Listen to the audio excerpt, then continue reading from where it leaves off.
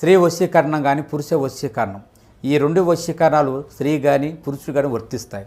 మనం చెప్పిన మాట వినకపోయినా మన దగ్గరికి వచ్చే విధంగా, మనం మాటకి గౌరవించే విధంగా, మనం రమ్మంటే రావాలి, పొమ్మంటే పోవాలి, కూర్చుంటూ కూర్చోవాలి, లెమ్మంటే లేవాలి, మనం చెప్పిన మాట గౌరవించి మనం పెళ్లి చేసుకోవాలనే విధంగా కూడా స్త్రీ వశీకరణ కానీ పురుష వశీకరణం కానీ ఉంటుందమ్మా.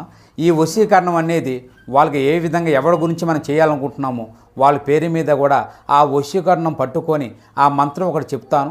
ఆ మంత్రం మీరు జపించగలిగారంటే, ఆ వశీకరణం పట్టుకొని ఆ మంత్రం జపిస్తే 11 రోజుల్లో ఆ వ్యక్తి, నువ్వు ప్రేమించిన వ్యక్తి కానీ, అమ్మాయి కానీ, అబ్బాయి కానీ 11 రోజులు మీ దగ్గరికి వచ్చేది ఖచ్చితంగా గ్యారెంటీగా జరుగుతుంది. గోచార రీత్యా ఎలా ఉండబోతుందో ఒక్కొక్కటిగా సవివరంగా వీడియోలో తెలుసుకుందాము. వీడియో నచ్చితే తప్పకుండా ఒక చిన్న లైక్ అయితే చేసి మమ్మల్ని సపోర్ట్ చేయండి. ఇక ఆలస్యం లేకుండా వీడియోలోకి వచ్చేది. ఈ రోజున ఈ రాశి జాతకుల గోచారం గురించి మనం చెప్పుకోవాలి. పదే పదే చెప్పిన ఇదే వాస్తవం అంటున్నారు జ్యోతిష్య పండితులు. ఎంతో నమ్మిన ఒక వ్యక్తి నుంచి విశ్వాస భంగం లేదా ఒక మాట తూలనాడడం ఇలా జరిగే అవకాశం ఉంది.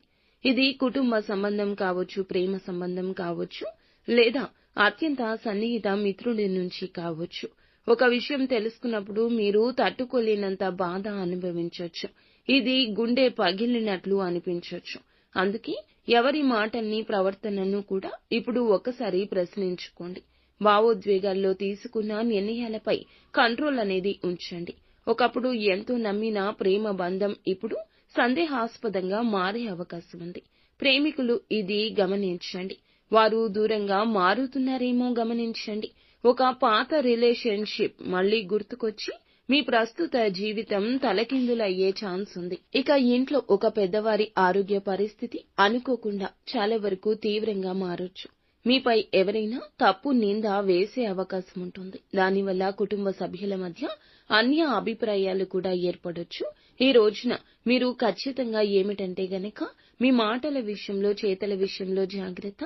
ఒక గొప్ప ఆఫర్ ఈ రోజున అందినట్టే అంది చేజారిపోయే అవకాశం చివరికి కూడా కనిపిస్తుంది.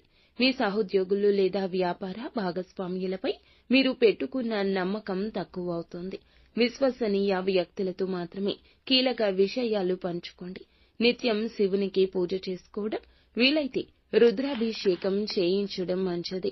అననుకూల ఫలితాలు అనుకూలంగా మారతాయి. మానసిక స్థైర్యం, ధైర్యం కలుగుతుంది. ఆరోగ్యం విషయంలో ప్రత్యేక శ్రద్ధ వహించండి. గుండె చుట్టూ భయాందోళనతో ఉంటే గనక వైద్యులను సంప్రదించండి. ఇక ఇది పరిశీలించుకోండి. ఆత్మవిశ్వాసాన్ని పరీక్షించుకునే సమయంగా చెప్పడం జరుగుతుంది. జీవిత మార్గాన్ని కూడా మార్చే ఒక సదవకాశం వస్తుంది. నష్టం జరిగిన చోటే భవిష్యత్తులో మంచి జరుగుతుంది.